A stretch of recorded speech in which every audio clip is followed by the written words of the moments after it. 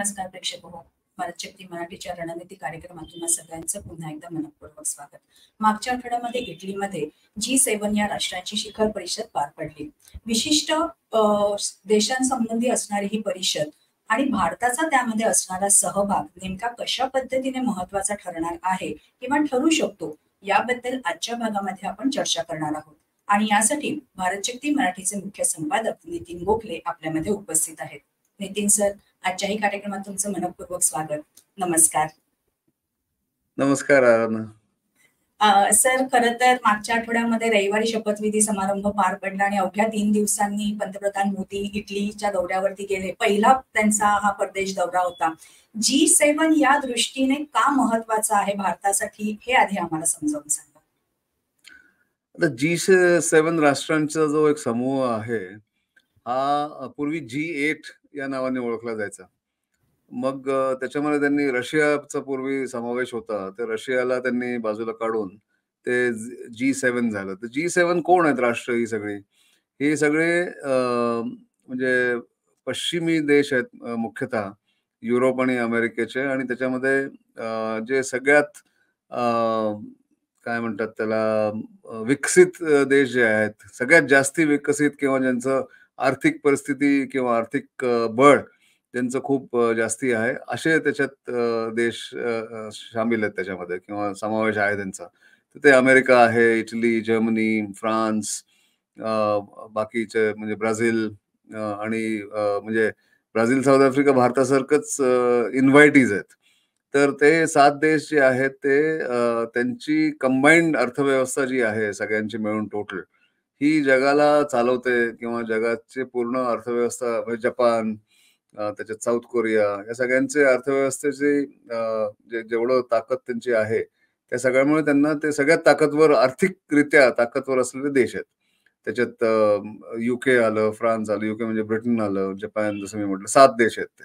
तर 7 देशांच्या या बैठकीमध्ये मुख्यतः सगळ्या आर्थिक विषयांवरती निर्णय घेतले जातात. जसं IMF मध्ये, इंटरनॅशनल मॉनिटरी फंड मध्ये किती पैसे द्यायचे आणि मग त्याचं डिस्ट्रीब्युशन कसं करायचं गरीब देशांना किंवा अविकसित देशांना, आफ्रिकामध्ये किंवा लॅटिन अमेरिकेमध्ये, त्याच्यावरती निर्णय होतात. त्यानंतर टेररिझम वरती आळ घालण्यासाठी जो अवैध पैसा असतो, जो जनरेट होतो अंमली पदार्थांच्या विक्रीनी किंवा ट्रान्सपोर्टेशननी, त्याच्यावरती कसा आळ घालायचा, हे सगळे नियम ते लोक घालतात. पण नियम घालण्याच्या आधी चर्चा होते त्यांच्या राष्ट्रप्रमुखांमध्ये. तर त्याच्यासाठी G7 हे महत्वाचं आहे. आणि भारत आज जवळजवळ 10-12 वर्ष, जवळजवळ 15 वर्ष म्हणता येईल, 10-12 वेळेला भारताला नेहमी भारताच्या पंतप्रधानांना निमंत्रण मिळालेलं आहे की त्यांची जे एक आउटरीच म्हणून एक बैठक असते, त्याच्यामध्ये तुम्ही येऊन त्या नेत्यांशी कलेक्टिव्हली एकत्र किंवा ते बसतात, त्यांच्याशी तुम्ही बोलू शकता किंवा त्यांना तुमचा जो विचार असतो किंवा तुमचा पॉइंट ऑफ व्ह्यू असतो तो देऊ शकता, अशी एक व्यवस्था असते. काही निवडक राष्ट्रांना, जसं भारत आहे, ब्राझील आहे, साऊथ आफ्रिका आहे, अशा लोकांना त्याच्यामध्ये एक संधी दिली जाते. तर त्यासाठी म्हणून भारताचे पंतप्रधान नरेंद्र मोदी तिथे गेलेले होते. मल्टीपोलॅरिटीच्या दृष्टीने भारताचा सहभाग खूप महत्वाचा आहे असं अभ्यासकांचं मत आहे. ते का आहे हे आम्हाला समजावून सांगा. भारताने गेल्या 10 वर्षात मोदींच्या नेतृत्वाखाली जी एक विदेश नीती चालवलेली आहे किंवा त्या विदेश नीतीचं धोरण भारताचं गेल्या 10 वर्षात आहे, त्या धोरणाच्या अंतर्गत भारताने एक नवीन नीतीवरती काम केलंय. आणि ती नीती म्हणजे मल्टी अलाइनमेंट म्हणजे किंवा मल्टीपोलॅरिटी. पूर्वी कसं होतं की नॉन अलाइनमेंट म्हणजे कुठल्याच गुटाबरोबर, कुठल्याच गटाबरोबर ते आपण एकत्रित व्हायचं नाही किंवा त्यांच्या गटात सामील व्हायचं नाही, असं भारताचं धोरण होतं नेहरूंच्या वेळेस, इंदिरा गांधींच्या वेळेस. म्हणून नॉन अलाइन्ड मुवमेंट म्हणजे नॅम चे आपण सदस्य होतो. म्हणजे आपण अमेरिकेकडे पण झुकलेलो नव्हतो आणि रशिया म्हणजे सोव्हिएट युनियनचा जो एक गट होता, वॉर्सा पॅक्ट म्हणून, म्हणजे नेटोमध्ये आपण नव्हतो आणि वॉर्सा पॅक्ट मध्ये आपण नव्हतो. आपण त्यांच्यापासून दूर राहिलो, 4 हात दूर राहिलो दोघांपासून, दोन्ही गटांपासून. असं नॉन अलाइन्ड मुवमेंटचं एक उद्देश होतं. आणि भारत आधीचा युगोस्लाविया, जो एकत्रित युगोस्लाविया होता, जो आता चेक आणि स्लोवाकिया आणि बाकीचे राष्ट्र जे झाले, सर्बिया आणि हर्जेगोविना, बोस्निया असे सगळे झालेले आहेत, तो एकत्रित असलेला युगोस्लाविया, इजिप्त आणि Cuba, sorry, Egypt, Bharat, Yugoslavia असे देश नॅमचे करते धरते होते, म्हणजे नॉन अलाइन्ड मुवमेंटचे. पण त्याचा आता या बदललेल्या जिओ पॉलिटिकल परिस्थितीमध्ये त्या धोरणाचा काही फायदा नाहीये. तर भारताने गेल्या 10 वर्षात काय धोरण घेतलेलं आहे, की आम्हाला जेव्हा जरूर पडेल तेव्हा आम्ही त्या राष्ट्राशी संबंध वाढवू किंवा ते संबंध अजून घट्ट करू. तर म्हणून एकाच वेळी, आणि हे खूप कठीण असतं करणं, ही तारेवरची कसरत असते. जसं एकाच वेळी अमेरिकेशी भारताचे संबंध आज आपण आता बोलतो आहोत, या आठवड्यामध्ये अमेरिकेचे नॅशनल सिक्युरिटी ऍडवायझर, राष्ट्रीय सल्लागार, सुरक्षा सल्लागार जेक सुलिव्हन सध्या भारतात आलेले आहेत त्यांच्या डेलिगेशन बरोबर. ते G7 मधनं सरळ इथे आले आहेत दिल्लीमध्ये. आणि त्यांच्या वाटाघाटी सुरू आहेत भारताचे राष्ट्रीय सुरक्षा सल्लागार अजित डोवल आणि त्यांच्या सहकाऱ्यांबरोबर. तर एकीकडे अमेरिकेबरोबर आपण सहकार्य वाढवतो आहे. आयसेट म्हणून एक जो प्रकार केलेला आहे, initiative on critical and emerging technologies, याच्यावरती बरेचसे बोलणी चालू आहेत किंवा त्याच्यावरती बरंचसं काम सुरू आहे. दुसरीकडे आपण रशियाला दुखवू नये किंवा रशियाला आपल्यापासून दूर होऊ देऊ नये म्हणून युक्रेनची जी पीस कॉन्फरन्स झाली होती स्वित्झर्लंडमध्ये या मागच्या वीकेंडला, त्याच्यामध्ये भारताने त्या करारावरती किंवा तिथल्या रेझोल्युशनवरती सही करण्याला नकार दिला. कारण त्यांनी म्हटलं की जिथे रशिया नाहीये आणि रशिया आणि युक्रेनमध्ये जोपर्यंत डायरेक्ट वाटाघाटी होत नाही तोपर्यंत आम्ही बाजू घेणार नाही कुठल्याच राष्ट्राची. म्हणजे युक्रेनच्या बाजूने पण नाही होत आम्ही रशियाच्या बाजूने पण नाही होत. त्यामुळे अशी जी एक नीती भारताची आहे त्याला मल्टी अलाइनमेंट म्हटलं जातं, की एकीकडे पॅलेस्टाईन बरोबर आपलं संबंध चांगले आहेत, दुसरीकडे इस्रायलवरती आपण अवलंबून पण आहोत बऱ्याचशा गोष्टींमध्ये, पण इस्रायलला पाठिंबा पण आपण दिलेला आहे. पण इस्रायलचं जेव्हा रेझोल्युशन येतं UN सिक्युरिटी काउन्सिलमध्ये तेव्हा भारताची उपस्थिती तिथे नसते, अनुपस्थिती असते भारताची. आणि अशा परिस्थितीत भारताने असं धोरण सध्या चालवलेलं आहे, त्याला मल्टी अलाइनमेंट म्हणतात. सर, खरं तर आउटरीच शिखर परिषदेसाठी म्हणून भारताचा म्हणजे निमंत्रित झालेला होता. पण तरी सुद्धा G7 मध्ये असणारे कॅनडा सोडला तर बाकी सगळ्या देशांबरोबर भारताचे संबंध प्रचंड चांगले सुधारलेले आहेत असं आपल्याला बघायला मिळतं. आणि काही म्हणजे स्वतः मोदींनी त्यांच्या एक्स पोस्टवरनं जी काही विधानं केलेली आहेत किंवा जे काही फोटो आपल्यापर्यंत पोहोचलेले आहेत ते बघता अगदी युक्रेन मधले म्हणजे त्यांचे राष्ट्राध्यक्ष असतील किंवा फ्रान्सचे राष्ट्राध्यक्ष असतील, इटलीच्या राष्ट्राध्यक्ष असेल, या सगळ्यांबरोबर त्यांची भेट झालेली आहे.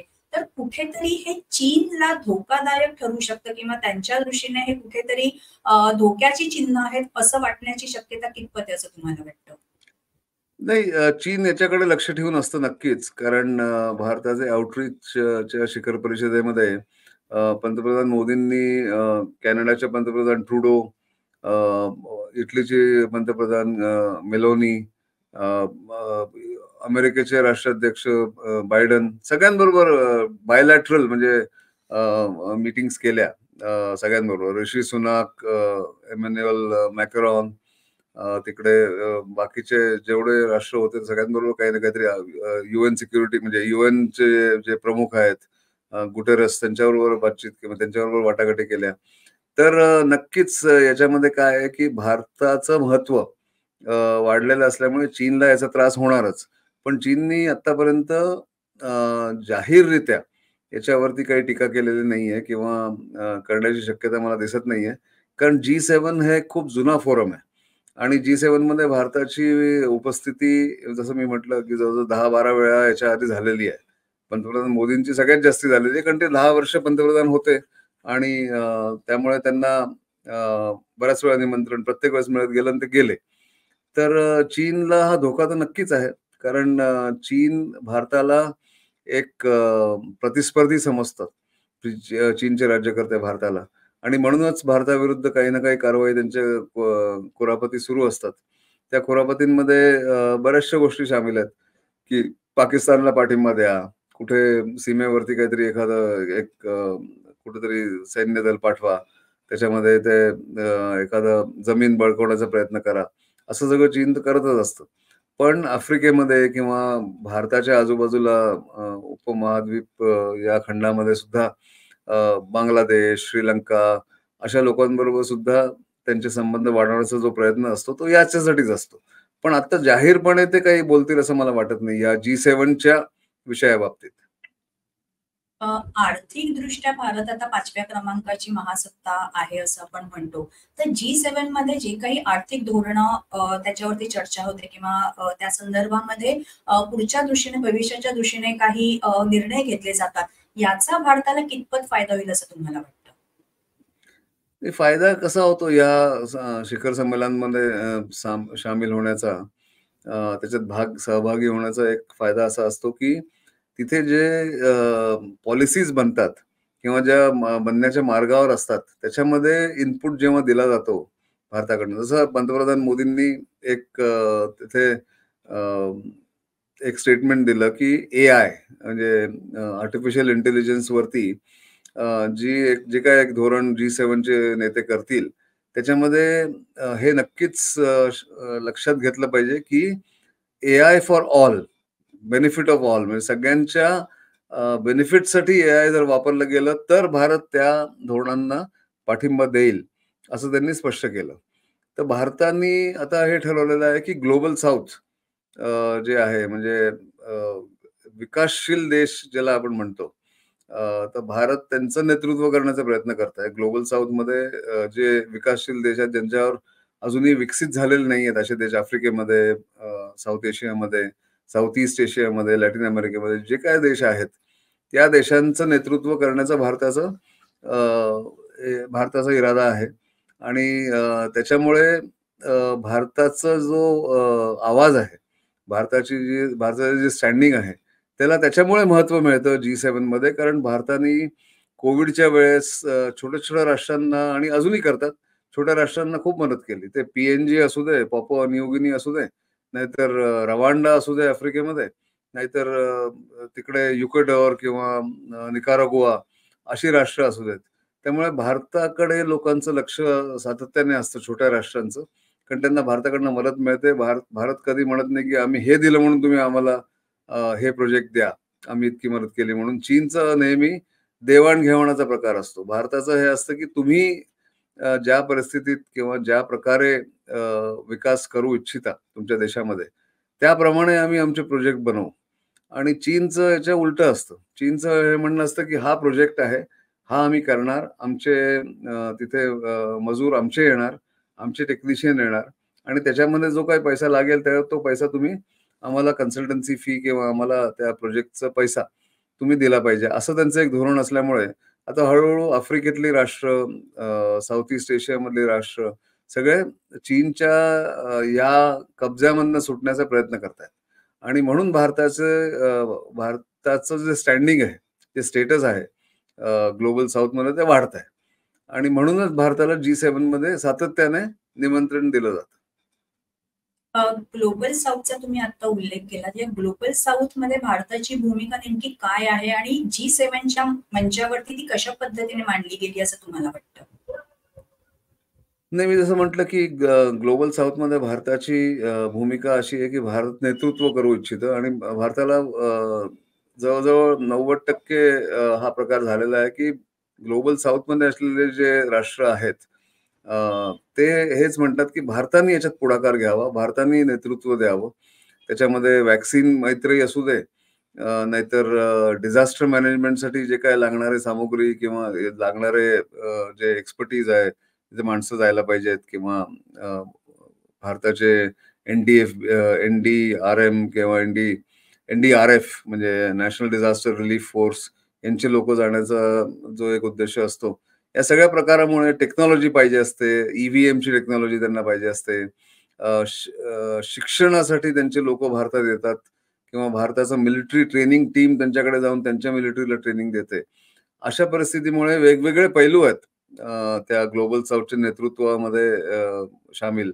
आणि त्या नेतृत्वाच्या या पैलूंमुळे वेगवेगळ्या देशांची वेगवेगळी मागणी असते आणि म्हणून भारताची ही भूमिका ग्लोबल साऊथमध्ये महत्वाची आहे. सर, खरं तर G7 या समूहाचा भारत सदस्य नाही होण्याची शक्यता आता तरी सध्या दिसत नाहीये.